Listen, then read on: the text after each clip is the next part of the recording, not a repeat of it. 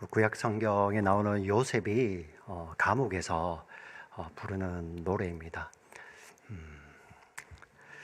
오늘 우리 앞뒤 좌우에 계신 분들 한번 인사하시면 좋겠습니다. 주의 사랑으로 축복합니다. 주의 이름으로 축복합니다. 한번 축복하시겠습니다. 주의 이름으로 축복합니다.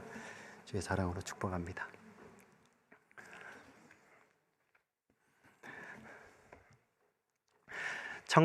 (1995년) 10월 17일 매사추세츠,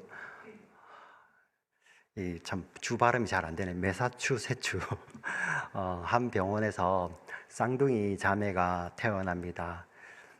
카이리 잭슨, 그리고 동생의 이름은 브리엘 잭슨입니다.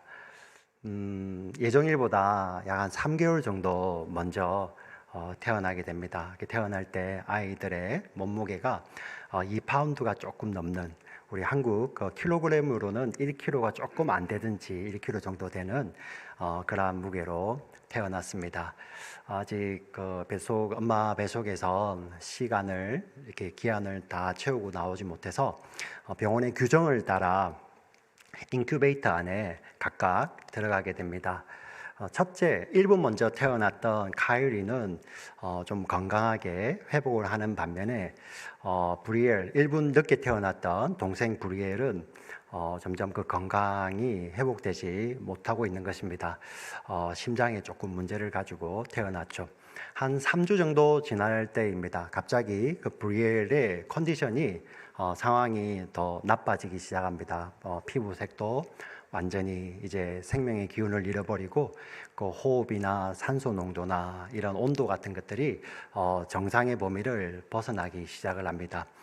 의료진들은 가족들에게 이야기를 합니다. 우리 의료의 현재의 기술로서, 우리 병원이 가지고 있는 장비, 의료진의 기술로서 최선을 다했지만 아이가 이렇게 더 이상 생명을 이어가기에는 힘들 것 같습니다라는 이야기를 하게 됩니다. 그래서 부모님들은 그 쌍둥이 둘째 동생과 마지막 시간을 준비해야 되는데, 한 간호사가 이런 이야기를 하게 되는 것입니다. 그 게일리라고 불리는 그 간호사가, 아니 저 아이들은 엄마 뱃속에서 그 오랜 기간 동안 같이 껴안고 있었는데 혹시 저 아이들을 한 인큐베이터 안에 엄마 뱃속처럼 같이 두면 어떠냐라는 그런 제안을 하게 됩니다. 사실 1995년도까지 미국의 의료법에는 그 안에, 인큐베이터 안에 둘을 같이 넣을 수 없는, 인큐베이터 안에 한 생명만 들어갈 수 있는 그런 의료 법이었죠. 그런데 의료진들이 의논을 하고, 그래서 가족의 동의를 얻습니다. 엄마 아빠의 허락을 얻어서 좀 이런 우리 이 쌍둥이 자매를 같이 넣어두면 어떡하나 이렇게 의견을 냈고, 그 가족의 허락을 얻어서 우리 언니 카이리, 그리고 일본 동생 브리엘과 같이 두게 됩니다. 자기의 숨도 잘 쉬지 못하는 동생 브리엘에게 그 순간 그 일본 언니 카이리가 자기의 왼손을 뻗어서 그 동생 몸에 갖다 댑니다. 그런데 그 호흡과, 그리고 심장 박동과, 그리고 산소 농도, 이런 체온들이 정상 범위로 돌아오는데, 의료진들은 그게 그 기계가 고장난 줄 알고 처음에는 판단을 했다고 합니다. 그런데 기계 고장이 아니었습니다. 그 1분 먼저 태어난 언니의 손이 닿자 지금 이제 생사의 갈림길에 있던 그 동생의 생명이 다시 돌아오는 것입니다. 그 병원에서 이 사실이 너무나 놀라워서 기적이지 않습니까? 그래서 그 지역 신문에 나게 됩니다. 그 사진이 준비한 사진입니다. 실제 사진입니다. 여러분 CNN이나 가셔서 카이리 브리엘에 이렇게 쳐보시면 이 지금 생존하 있는 우리 두 쌍둥이 자매와 그 부모님 인터뷰, 그리고 그때 돌봤던 의료진의 인터뷰가 우리 그 뉴스에 그대로 남아 있습니다. 현대 과학이 더 이상 살 수 없습니다라고 했던 그 아이인데 그 1분 먼저 태어났던 그 언니의 손이 닿는 순간 생명이 돌아오는 그러한 기적을 경험했던 것입니다. 사실 오늘 말씀에 참 이런 놀라운 이야기가 숨겨져 있습니다. 오늘 마가복음 본문에 우리가 읽은 본문에 한 나병 환자가 등장을 합니다. 나병 우리 아마 이 자리에서 직접 보신 분들은 그렇게 많지 않으실 것입니다. 그런데 우리 어른들, 한국에서 오신 어른들은 아마 뭐 60년대, 70년대 주변에 심심찮게 계셨기 때문에 아마 보셨을 것입니다. 그 나병이라는 것은 이 균에 의해서 사실 전염이 되는 병입니다. 그 균이 신경에 숨어들어서 신경을 마비시켜서 나병은 통증을 느낄 수도 없고 뜨거운 것도 느낄 수도 없고 압박도 느낄 수도 없고 그래서 상처가 나도 그것이 아픈지를 모르는 것입니다. 그래서 우리 예전에 나병하면은 뭐 손이 짓무러지고 손가락이 이렇게 절단이 되고 뭐 얼굴이 이렇게 조금 반점이 생기고 구멍이 나는 것들은 그 병 때문에 그런 것이 아니라 그 아픔을 느끼지 못하기 때문에 예를 들자면 우리가 이제 눈에 이물감이 있을 때 눈을 비벼야 되는데 이 얼마나 비벼야 되는지 왜 그 감각이 없는 거예요. 네. 그래서 참 그 병을 가지는 순간부터 그 외적으로 아주 이렇게 좀 견디기 힘든 그런 외향적인 모습을 가지게 됩니다. 그래서인지요 역사 가운데서 이 나병에 대해서는 굉장히 가혹했습니다. 언제까지 그랬냐면은 우리 이제는 나병이라고 부르지 않고 한센병이라고 부르죠. 노르웨이 의학자가 이 나병은 그러한 이렇게 예전에는 이게 아마 유전에 의해서 이어질 거라는 그러한 과학적이지 않은 그러한 확신을 가지고 세상 사람들이 가지고 있는데 이 한센이라는 의사가 의학자가 발견해내죠. 이거는 균에 의해서 약한 전염성을 가진 병인데 그 말은 무엇이냐면은 치료약이 있다는 것입니다. 그래서 지금은 치료제가 발견이 되었고요. 이미 그리고 좋은 치료제들을 섞어 쓰게 되면은 이제는 그 나병이 짧게는 반년에서 길게는 2년 정도면은 완치할 수 있는 병입니다. 그래서 대한민국에서는요, 1963년부터는 이 나병을 격리가 필요한 전염병으로 더 이상 보지 않습니다. 예. 제가 이렇게 자세히 설명드리는 것은 1963년 전에는 격리를 했다는 거예요. 예, 강제로. 심지어 우리 한국뿐만 아니라 저 세계의 모든 나라들이 이 병에 대해서 오해를 가지고요. 아주 그 병을 가지고 있는 이 환자들을 이렇게 아주 어뷰즈를 했죠. 심지어 우리 일제 강점기 때요. 이 나병이 정말 굉장히 그 당시는 무서운 거 아닙니까? 근데 일제가 이것을 연구하기 위해서 아마 무기로 개발하려고 했던 것 같아요. 연구하기 위해서 우리 한국에 있는 소록도에 그 환자들을 강제로 생체 실험을 했던 그러한 기록과 그러한 장소가 그대로 보존이 되어 있습니다. 네, 참 끔찍한 겁니다. 제가 이게 나병에 대해서 자세히 설명을 드리는 것은 이제는 그렇지 않다는 것이죠. 그러나 불과 반세기 전까지만 해도 그렇게 끔찍하게 사람들이 여기는 것이었고요. 예수님 시대에는 더 심했던 것입니다.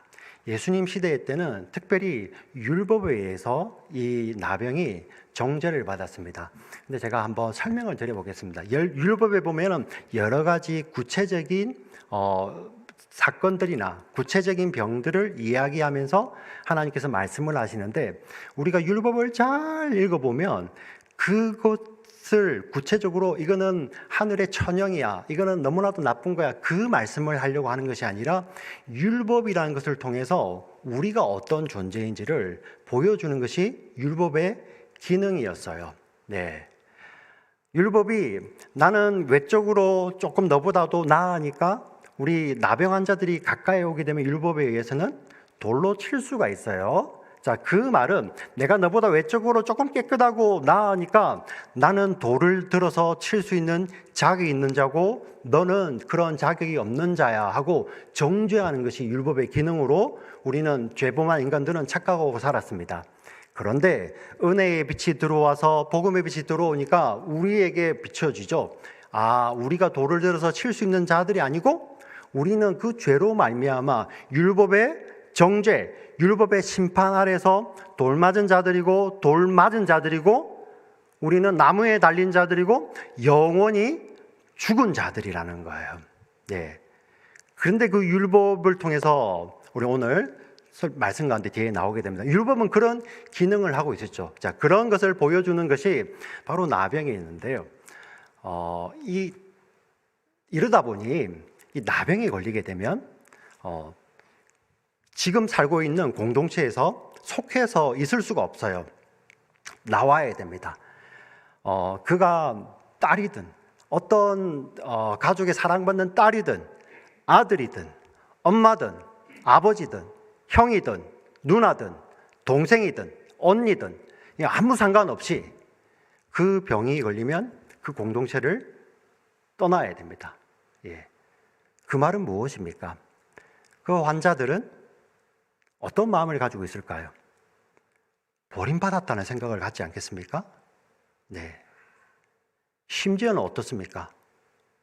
이것은 나는 하나님으로부터도 버림받았다라는 그런 마음이 드는 질병이 바로 나병이었습니다.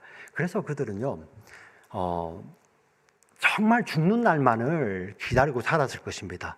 그들이 살기 위해서 사는 것이 아니라 죽지 못해서 사는 그 삶을 하루하루 이어가고 있는 것이죠. 그래서 그들은 자연스럽게 그 나병을 가진 사람들끼리 모여서 집단을 이루고 살죠. 그리고 그들은 살기 위해서 사는 것이 아니라 죽지 못해서 생명을 이어가는데 먹어야 되잖아요. 근데 그들은 찾아가서 사람에게 가서 손을 내밀어 이렇게 구걸도 할 수 없어요. 멀리서부터 소리를 내어서 제발 불쌍히 여겨달라고, 제발 불쌍히 여겨달라고 해서 음식을 구하지만 어느 누구도 다가와서 음식을 전해주는 사람이 없고요. 그나마 자비를 가진다면 그 음식을 던져놓고 떠나고요. 그 떠난 자리에 가서 그 음식을 주워다가 먹어야 되는 우리 인생 가운데 가장 괴로운 것이 무엇입니까? 맞아서 얼굴이 터지고 이런 거보다도 더 힘든 게 뭐죠? 버림받았다는 거죠. 버림받았다. 우리 심리학자들이 또 그런 이야기도 많이 하지 않습니까? 우리 부모로부터 자녀들이 버림받을 때, 배우자로부터 버림받을 때 그 충격, 그 상처는 정말 크다는 것을 너무나도 잘 알고 있지 않습니까? 근데 이 환자들은 공동체로부터도 버림받고 하나님으로부터 버림받았다는 그러한 마음을 가지고 사는 자들입니다. 그런데 예수님 시대에 그런 나병 환자들이 여럿이 있었던 것 같습니다. 우리 마가복음이 하나님의 아들이 이 땅에 오셨습니다. 하나님의 아들의 복음이 전파되죠. 율법학자들, 종교 지도자들이 가르치는 그런 종교와 다르게 하나님의 아들의 생명의 복음이 전달되기 시작합니다. 그 복음이 전해지자 하나님의 아들이 입을 열어서 하나님 나라를 선포하자 귀신들이 떠나가고 질병들이 나음을 잇는 그런 역사가 일어나죠. 예수님께서는 그 가브나움 일대에서 사역을 그렇게 시작하셨지만 그 일대에 머물 수가 없어서 우리가 지난 12월 초에 보았지 않습니까? 우리 갈릴리 전역을 다니면서 이 사역을 하시는데 이 소문이 쫙 퍼져나가는 거예요. 그런데 그 소문이 어디에까지 들렸습니까? 바로 오늘 본문에 등장하는 이름을 모르는, 우리는 이름을 알 수 없는 한 나병 환자에게까지 예수님의 이야기가 들어가는 것입니다. 멀리서 예수님을 보았을 수도 있습니다. 아니면 전에 듣고 그 예수님을 보기 위해서 이렇게 찾아왔을 수도 있습니다. 그런데 오늘 이가 예수님 앞에 나오는데 그냥 나온 것이 아니라 이 나병 환자에게는 예수님에게 가면 나으리라는 믿음이 있었어요. 어떻게 아냐고요? 우리 10절 우리 본문이 이야기를 하고 있습니다. 같이 한번 읽어보겠습니다. 같이 읽겠습니다. 시작. 한 나병 환자가 예수께 와서 꿇어 엎드려 간구하여 이르되 원하시면 저를 깨끗하게 하실 수 있나이다. 우리 나병 환자가 뭐라고 이야기하죠? 원하시면 저를 깨끗하게 하실 수 있나이다. 우리들이 아프면 병원 갑니다. 병원 가셔서 우리 병원을 왜 가시죠? 그 전문의에게 가지 않습니까? 그 전문의에게 내가 아프니까 당신이 이 병을 고칠 수 있는 능력이 있기 때문에 가는 거잖아요. 그죠? 능력이 있으십니까? 그 능력에 대해서 확신을 가지고 병원을 가는 것입니다. 왜? 예. 질병은 그런 능력으로 나으니까요. 그죠? 그런데 이 나병 환자는 예수님이 능력이 있으시면 저를 좀 고쳐주세요가 아니라 예수님 뭐라고 이야기합니까? 원하시면 저를 깨끗하게 하실 수 있나이다. 왜 그렇습니까? 나병 환자 그 4명 가운데 어떠한 생각이, 어떠한 믿음이 들어왔을까요? 이 하나님의 아들을 만나면 그가 나를 낫게 하실 수 있다는 그러한 믿음, 확신이 있는 것이죠. 그래서 찾아와서 원하시면 저를 깨끗하게 하실 수 있나이다 라고 이야기를 하는 것입니다. 우리 병행 본문인 마태복음 8장 2절에는 이렇게 나와 있습니다. 제가 읽어드릴게요. 한 나병 환자가 나와 절하며 이르되 주여 원하시면 저를 깨끗하게 하실 수 있나이다. 여기서 주 아도나이라는 말은 유대인들이 함부로 쓰는 말이 아니에요. 하나님의 이름 야훼라는 그 말을 함부로 발음할 수 없어서 성경을 읽을 때 그 야훼가 나오면 유대인들은 발음을 하지 않고 말을 안 하든지 아니면 아도나이라고 부릅니다. 그리고 자신들은 목욕을 하죠. 그만큼 귀한 이름입니다. 예수님 앞에 나와서 아도나이 주여 원하시면 저를 깨끗하게 하실 수 있나이다. 어떤 의미입니까? 주님께서 낫게 하실 수 있다는 그러한 믿음의 고백인 것이죠. 나와 엎드려 절하며 간구하여 이르되 주님 원하시면 저를 깨끗하게 하실 수 있습니다 라고 이렇게 고백을 합니다. 자, 근데 이 환자가 나왔을 때 주변의 반응은 어땠을까요? 지금 예수님 주변에는 항상 사람들이 있잖아요. 이 당시의 나병 환자들은 나병이 없는 일반적인 사람들하고는 가까이 있을 수 없어요. 심지어 누가 모르고 다가오게 되면은 율법대로라면은 부정한 자가 여기 있다고, 부정한 자, 내가 부정하다. 자신이 나병이 있음을 크게 소리쳐서 상대방에게 경고해야 됩니다. 근데 그런 자가 어떻게 들어오는지 모르겠지만 그 사람들 사이를 삐죽고 들어와 있는 거예요. 우리 나병의 특징은 이 짓무르고 상처와 고름입니다. 우리 잘 아시다시피 대부분의 이 고름에는 냄새를 동반합니다. 냄새. 그리고 참을 수 없는 냄새죠. 이게 실감이 안 나시겠습니다.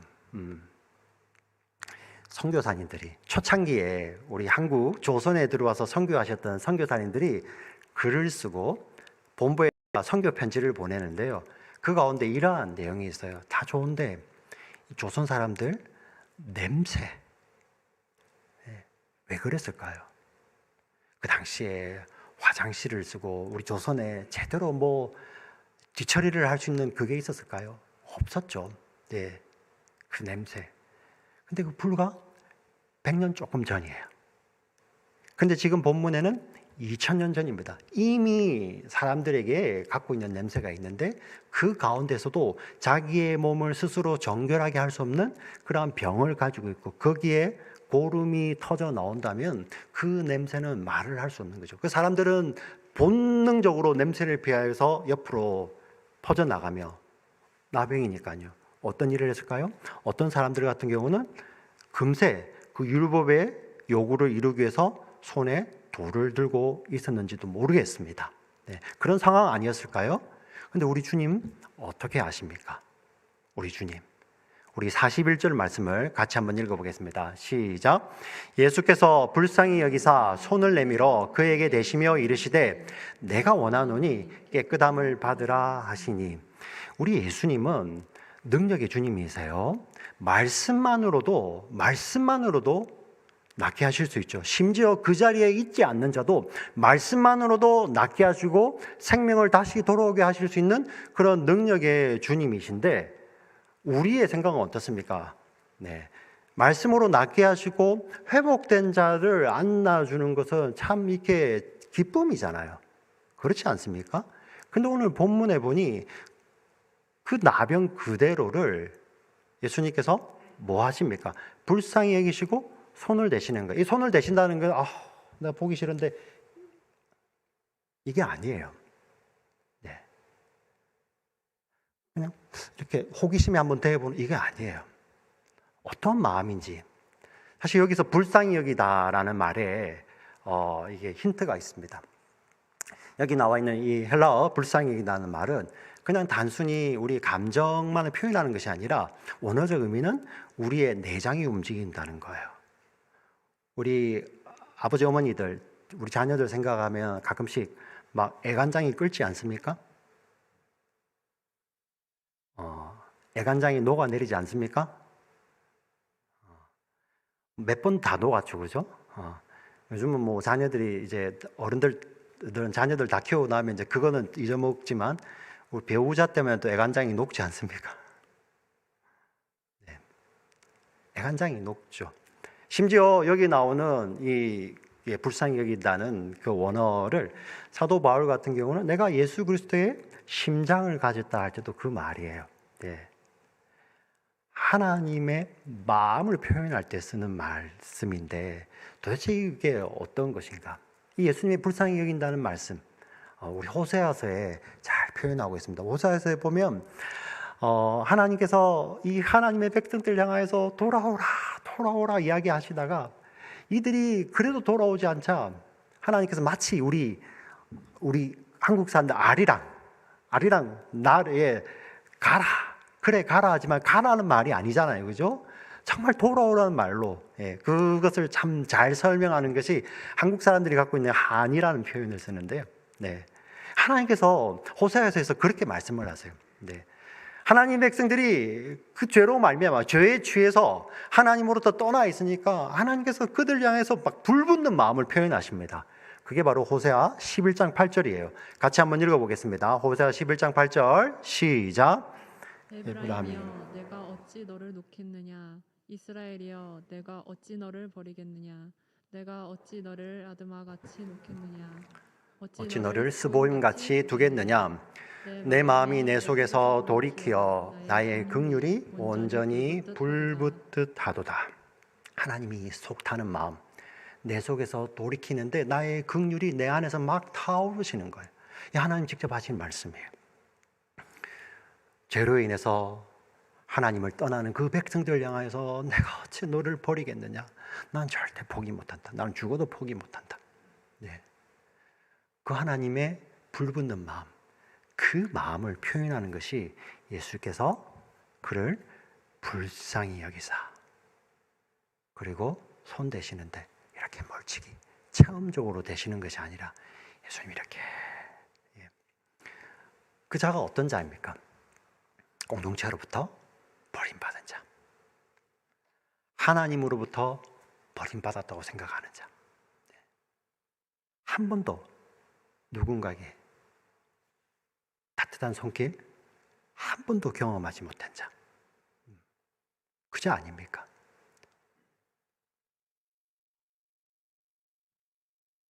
근데 불같은 불타는 마음, 긍휼의 마음으로 우리 예수님께서 만져주시는 거예요.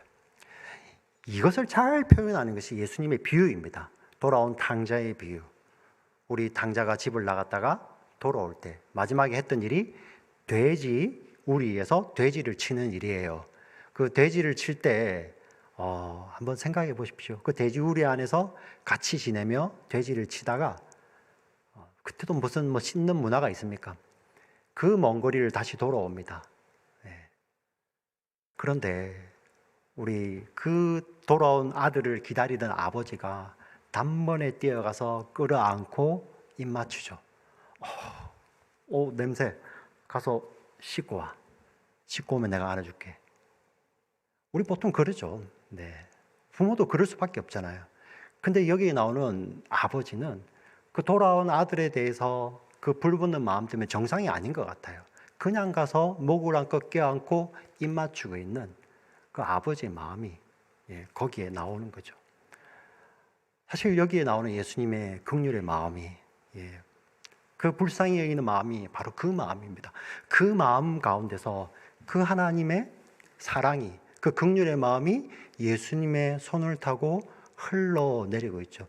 그 손을 타고 흘러내리는 순간, 그 순간에 능력이 나오는 것입니다. 우리 중요한 것은 사랑은 능력을 낳지만 능력이 사랑을 낳는 것이 아니에요. 우리 누가복음 17장에 보면 예수님께서 문둥병자, 나병 환자죠. 나병 환자 10명을 고쳐주시는데 9명은 돌아오지 않고요. 1명만 예수님께로 돌아옵니다. 능력을 경험했지만 그들이 예수님의 사랑 앞에 돌아온 자는 1명밖에 없었어요. 무엇입니까? 사랑이 능력을 낳지 능력이 사랑을 낳는 것이 아니라는 것을 성경 말씀을 통해서 보여주시죠. 지금 그 하나님의 긍휼의 마음, 그 하나님의 사랑의 마음이 예수님의 손을 통해서 그대로 전달이 되며 한 번도 이제 그 병을 가진 이후로 어떤 따뜻한 그 타치를, 손길을 느끼지 못했던 그 버림받았다고 생각했던 그 영혼 가운데 하나님의 손길이 닿는 거예요. 하나씩. 마치 창조 때 흙으로 빚듯이 하나씩 닿는 가운데서 회복이 되는 것입니다. 마음이 손을 통해서 닿고, 그리고 그 손을 통해서 하나님의 사랑이 전달되며 그 사랑이 그를 회복시키는 능력이 나타나는 것이죠. 우리가 여기서 기억해야 됩니다. 사랑이 능력을 낳는 것이죠. 반대는 아닙니다. 능력이 사랑을 낳지는 않습니다. 우리 믿음이, 신앙이 기적을 낳지 기적이 신앙, 기적이 믿음을 낳지 않는 것이죠. 우리 하나님의 사랑이, 하나님의 긍휼이 지금 흘러가는 것입니다. 그리고 하나님께서는, 우리 예수님께서는 그와 마음을 그대로 맞추시죠. 어떻습니까? 주여 원하시면 내가 낫겠나이다. 이렇게 그 환자가 와서 이야기하지 않습니까? 예수님 뭐라고 하시죠? 그 환자의 간구를 그대로 받아서 말씀하십니다. 내가 원하노니 나음을 입으라.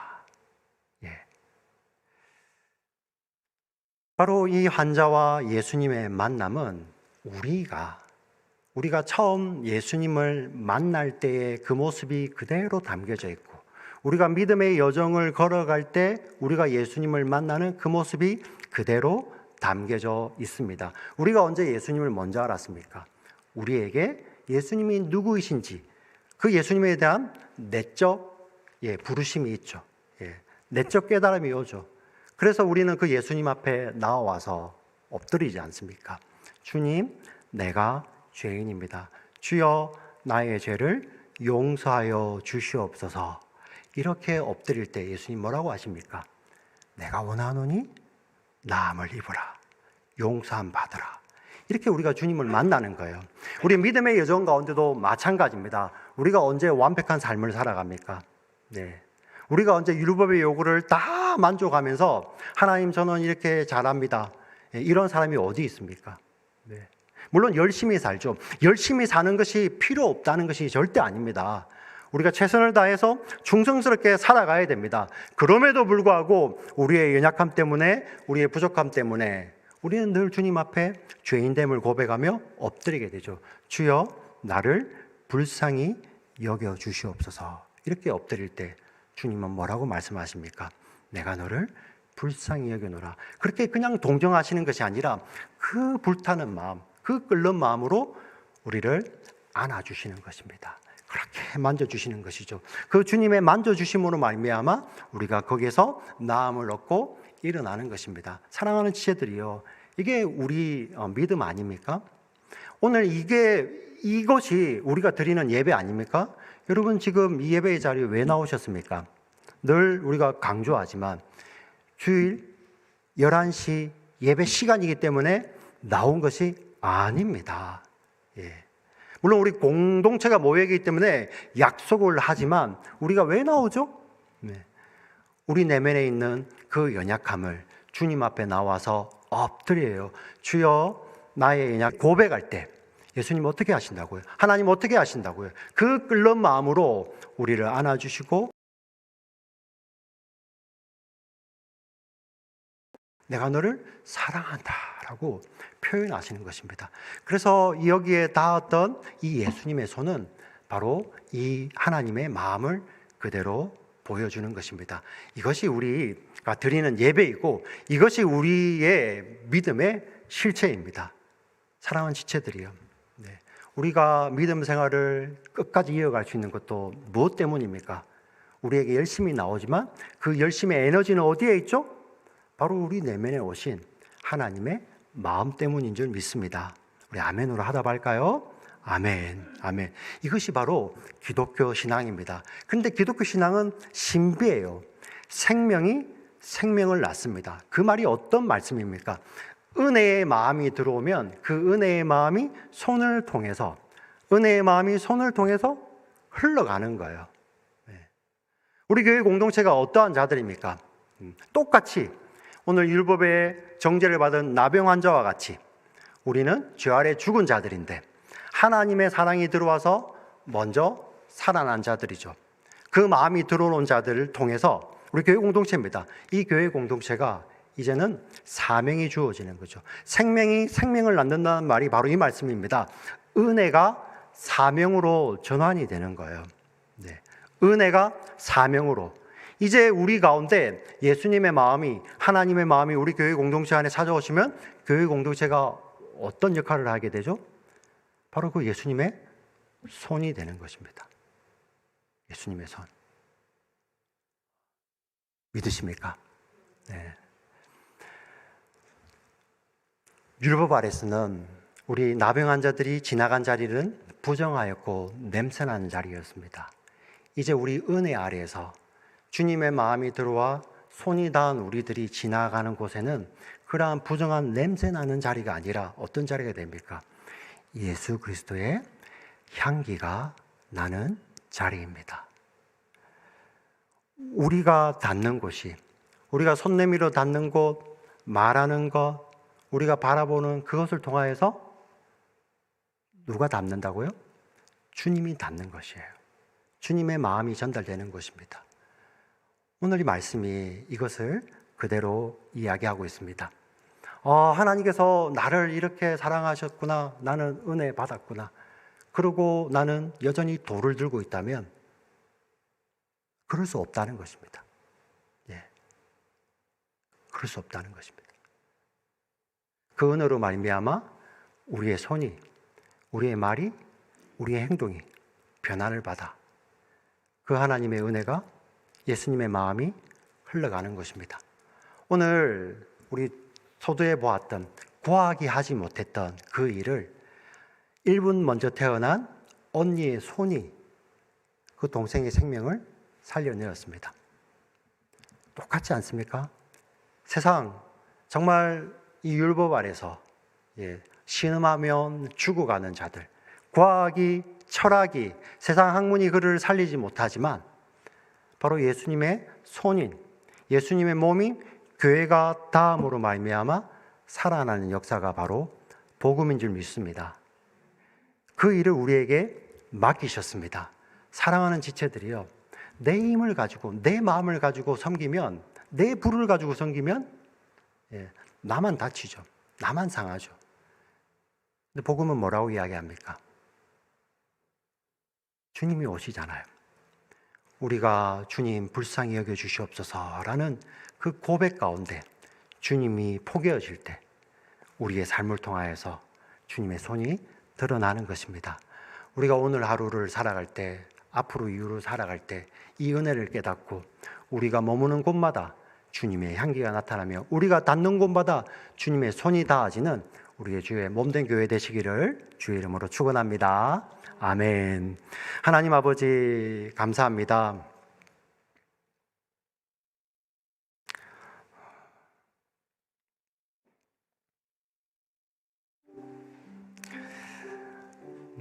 버림받았다고 생각했던, 심지어 하나님으로부터 버림받았다고 생각했던 그 영혼 가운데 하나님 나라의 복음이 들려왔습니다. 하나님의 아들의 그 음성이 들려왔습니다. 그 복음이, 그 음성이 그 영혼을 하나님께로 이끌어갑니다. 예수님께로 이끌어갑니다. 주여 원하시면 깨끗게 하실 수 있습니다. 주여 원하시면 나를 살리실 수 있습니다 라는 이러한 믿음의 고백에 예수님의 음성이 그대로 포개어집니다. 내가 원하노니 깨끗함을 입어라. 내가 원하노니 용서함을 받으라. 내가 원하노니 하나님의 사랑을 입어라 라는 주님의 음성이 포개어집니다. 오 주님, 이 은혜를 받은 우리입니다. 은혜에 감격하여, 은혜에 감동하여 사는 생명력 있는 우리 교회 되게 하여 주시고 우리 신앙 되게 하여 주시옵소서. 그리하여 이 생명이 또 다른 생명을 낳는 축복의 통로 되기를 원합니다. 하나님의 마음이 우리 교회 공동체 가운데, 우리 사랑하는 지체들 영혼 가운데 부어져서 이제 교회가 움직이는 곳마다, 우리 교회의 사역이 닿는 곳마다, 우리 사랑하는 지체들의 손과 발이 닿는 곳마다 주의 손발 되게 하여 주시고 주의 향기가 나타나는 살아있는 생명의 주님의 자녀들 교회 될 수 있도록 주여 축복하여 주시옵소서. 예수 그리스도의 이름으로 간절히 기도합니다. 아멘. 오늘 말씀 생각하시면서 이 찬양 드리겠습니다.